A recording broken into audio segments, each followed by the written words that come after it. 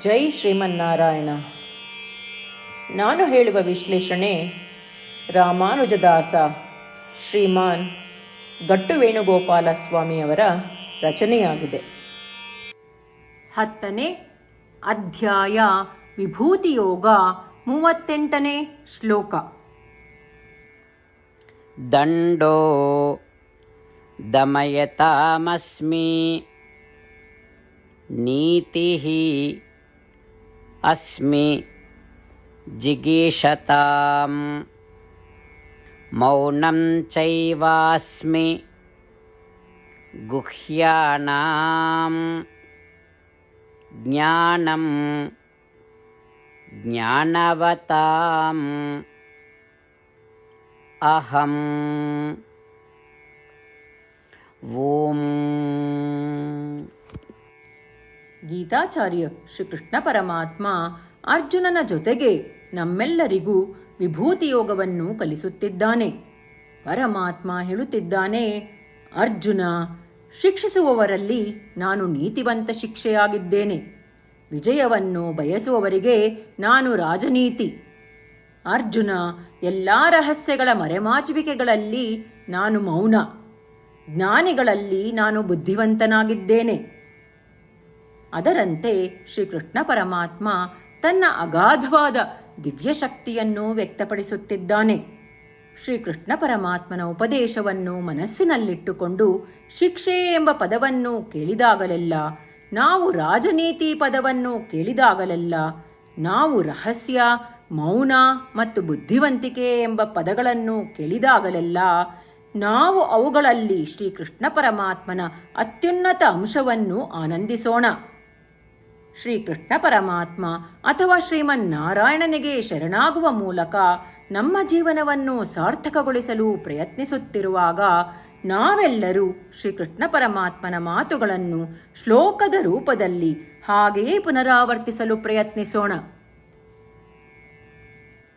ದಂಡೋ ದಮಯತಾಮಸ್ಮಿ ನೀತಿರಸ್ಮಿ ಜಿಗೀಷತಾಂ ಮೌನಂ ಚೈವಾಸ್ಮಿ ಗುಹ್ಯಾನಾಂ ಜ್ಞಾನಂ ಜ್ಞಾನವತಾಂ ಅಹಂ. ಶ್ರೀಮನ್ನಾರಾಯಣ ಕರಿಷ್ಯೇ ವಚನಂ ತವ.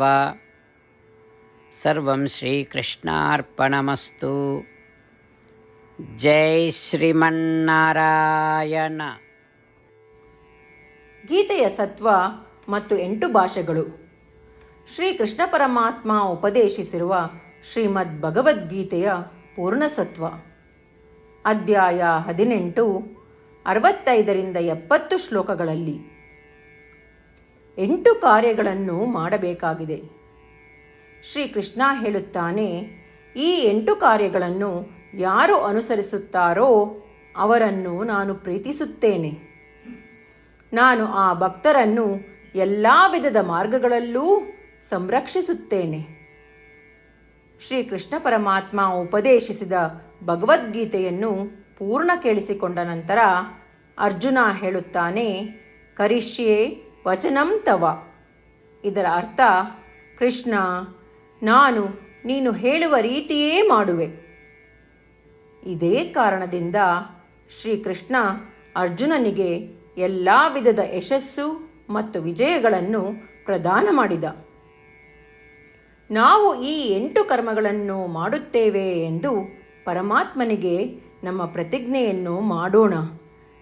ಶ್ರೀಕೃಷ್ಣ ಪರಮಾತ್ಮನಿಗೆ ವಚನ ಕೊಡುವುದಕ್ಕಿಂತ ಯಾವ ಪೂಜೆ, ತಪಸ್ಸು ಅಥವಾ ಯಜ್ಞ ದೊಡ್ಡದಿಲ್ಲ.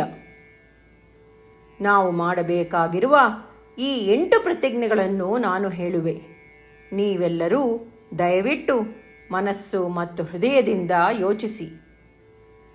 ಈ ರೀತಿ ಶ್ರೀಕೃಷ್ಣನಿಗೆ ವಚನ ಕೊಡುವುದರಿಂದ ನಾವೆಲ್ಲರೂ ಸಂತೋಷದಿಂದ ಪ್ರಕಾಶಿಸುತ್ತಿರುವ ಶ್ರೀಕೃಷ್ಣನ ಮುಖವನ್ನು ದೃಶ್ಯಕರಿಸೋಣ ಮತ್ತು ಆನಂದವನ್ನು ಅನುಭವಿಸೋಣ. ಜೈ ಶ್ರೀಮನ್ನಾರಾಯಣ. ಇವುಗಳೇ ನಮ್ಮ 8 ಪ್ರತಿಜ್ಞೆಗಳು. ನಮ್ಮ ಮೊದಲನೇ ಪ್ರತಿಜ್ಞೆ, ಹೇ ಶ್ರೀಮನ್ನಾರಾಯಣ, ನೀನು ಸೂಚಿಸಿರುವ ಹಾಗೆ ನಾನು ಸದಾ ನಿನ್ನ ಧ್ಯಾನ ಮತ್ತು ಚಿಂತನೆ ಮಾಡುವೆ. ನಮ್ಮ ಎರಡನೇ ಪ್ರತಿಜ್ಞೆ, ಹೇ ಶ್ರೀಮನ್ನಾರಾಯಣ, ನೀನು ಸಲಹೆ ನೀಡಿರುವ ಹಾಗೆ ನಾನು ಸದಾ ನಿನ್ನ ಭಕ್ತನಾಗಿರುವೆ. ನಮ್ಮ ಮೂರನೇ ಪ್ರತಿಜ್ಞೆ, ಹೇ ಶ್ರೀಮನ್ನಾರಾಯಣ, ನಾನು ನನ್ನ ಎಲ್ಲ ಕರ್ಮಗಳನ್ನು ನಿನ್ನ ಸೇವೆ ಮತ್ತು ನಿನ್ನ ಸಂತುಷ್ಟಿಗಾಗಿ ಮಾಡುವೆ. ನಮ್ಮ ನಾಲ್ಕನೇ ಪ್ರತಿಜ್ಞೆ, ಹೇ ಶ್ರೀಮನ್ನಾರಾಯಣ, ಅನುಸರಿಸಲು ನೀನು ಹೇಳಿರುವ ಹಾಗೆ ನಾನು ನಿನಗೆ ಸೇರಿದವನೆಂದು ಶ್ರೇಷ್ಠ ನಂಬಿಕೆ ಇದೆ ಮತ್ತು ನಾನು ಸದಾ 2 ಕೈಗಳನ್ನು ಜೋಡಿಸಿ ನಿನಗೆ ನಮಸ್ಕಾರ ಮಾಡುತ್ತೇನೆ ಮತ್ತು ನಿನ್ನನ್ನು ಪೂಜಿಸುತ್ತೇನೆ. ನಮ್ಮ 5ನೇ ಪ್ರತಿಜ್ಞೆ, ಹೇ ಶ್ರೀಮನ್ನಾರಾಯಣ, ನಿನ್ನ ವಚನಗಳನ್ನು ಸ್ಮರಿಸುತ್ತೇನೆ. ಮಾಮೇಕಂ ಶರಣಂ ವ್ರಜ, 18ನೇ ಅಧ್ಯಾಯ 66ನೇ ಶ್ಲೋಕ. ನೀನು ಹೇಳಿರುವೆ, ನಿನಗೊಬ್ಬನಿಗೇ ಶರಣಾಗಬೇಕು. ಶ್ರೀಮನ್ನಾರಾಯಣ, ನಿನಗೊಬ್ಬನಿಗೇ ಶರಣಾಗುವೆ. ನಮ್ಮ 6ನೇ ಪ್ರತಿಜ್ಞೆ, ಹೇ ಶ್ರೀಮನ್ನಾರಾಯಣ, ನಿನ್ನ ವಚನಗಳನ್ನು ಸ್ಮರಿಸುತ್ತೇನೆ. ಮಾ ಶುಚಃ, 18ನೇ ಅಧ್ಯಾಯ 66ನೇ ಶ್ಲೋಕ. ನೀನು ನಮಗೆ ಪುನರ್ ಆಶ್ವಾಸನೆ ನೀಡಿದ್ದೀಯ, ದುಃಖಿಸಬೇಡವೆಂದು. ನಾನು ಎಂದಿಗೂ ದುಃಖಿಸುವುದಿಲ್ಲ. ನಮ್ಮ 7ನೇ ಪ್ರತಿಜ್ಞೆ, ಹೇ ಶ್ರೀಮನ್ನಾರಾಯಣ, ನೀನು ಶ್ರೀಮದ್ ಭಗವದ್ಗೀತೆಯನ್ನು ನಮಗಾಗಿ ಉಪದೇಶಿಸಿ ಅನುಗ್ರಹಿಸಿ ಮತ್ತು ಆಶೀರ್ವದಿಸಿದ್ದೀಯ. ನಾನು ಕನಿಷ್ಠ 1 ಶ್ಲೋಕವನ್ನು ದಿನಾ ಪಠಿಸುವೆ ಅಥವಾ ಕೇಳಿಸಿಕೊಳ್ಳುವೆ ಎಂದು ನಾನು ಪ್ರತಿಜ್ಞೆ ಮಾಡುವೆ. ನಮ್ಮ 8ನೇ ಪ್ರತಿಜ್ಞೆ, ಹೇ ಶ್ರೀಮನ್ನಾರಾಯಣ, ನೀನು ಮನುಷ್ಯ ಸಮುದಾಯಕ್ಕೆ ಗೀತೆ ಉಪದೇಶಿಸಿದೆ. ನಾನು ನಿನ್ನ ಗೀತೆಯ ದೈವವಾಣಿಯನ್ನು ಗೀತೆಯ ಅರಿವಿಲ್ಲದಿರುವ ಭಕ್ತರಿಗೆ ಪ್ರಚಾರ ಮಾಡಲು ಪ್ರಯತ್ನಿಸುವೆ.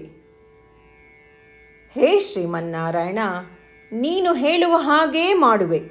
ನಿನ್ನ ಇಚ್ಛೆಯಂತೆ ನಡೆವೆ. ನಾನು ನಿನಗಾಗಿಯೇ ಶ್ರಮಿಸುವೆ. ಶ್ರೀಮನ್ನಾರಾಯಣನಿಗೆ ದಿನಪ್ರತಿದಿನವೂ ನಾವು ನೀನು ಹೇಳಿದ ಹಾಗೇ ಮಾಡುವೆವು ಎಂದು ಮಾತು ಕೊಡುವುದೇ ಶ್ರೇಷ್ಠ ಪೂಜೆ. ನಾವು ನಮ್ಮ ಅಚಲವಾದ ನಂಬಿಕೆಯಿಂದ ಅವನಿಗೆ ನಮ್ಮ ಪ್ರತಿಜ್ಞೆ ಮಾಡೋಣ. ಶ್ರೀಮನ್ನಾರಾಯಣ, ಕರಿಷ್ಯೆ ವಚನಂ ತವ. ಶ್ರೀಮನ್ನಾರಾಯಣ, ನೀನು ನುಡಿದಿರುವ ಹಾಗೇ ನಡೆವೆ. ಸರ್ವಂ ಶ್ರೀಕೃಷ್ಣಾರ್ಪಣಮಸ್ತು. ಜೈ ಶ್ರೀಮನ್ನಾರಾಯಣ. ದಂಡೋ ದಮಯತಾಮಸ್ಮಿ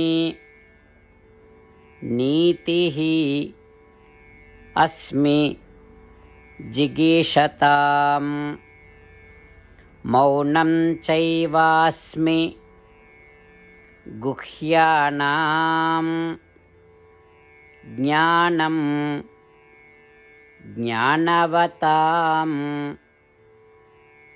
ಅಹಂ. ಓಂ ದಂಡೋ ದಮಯತಾಮಸ್ಮಿ ನೀತಿರಸ್ಮಿ ಜಿಗೀಷತಾಂ ಮೌನಂ ಚೈವಾಸ್ಮಿ ಗುಹ್ಯಾನಾಂ ಜ್ಞಾನಂ ಜ್ಞಾನವತಾಂ ಅಹಂ. ಶ್ರೀಮನ್ನಾರಾಯಣ, ಕರಿಷ್ಯೆ ವಚನಂ ತವ. ಸರ್ವಂ ಶ್ರೀಕೃಷ್ಣಾರ್ಪಣಮಸ್ತು. ಜೈ ಶ್ರೀಮನ್ನಾರಾಯಣ.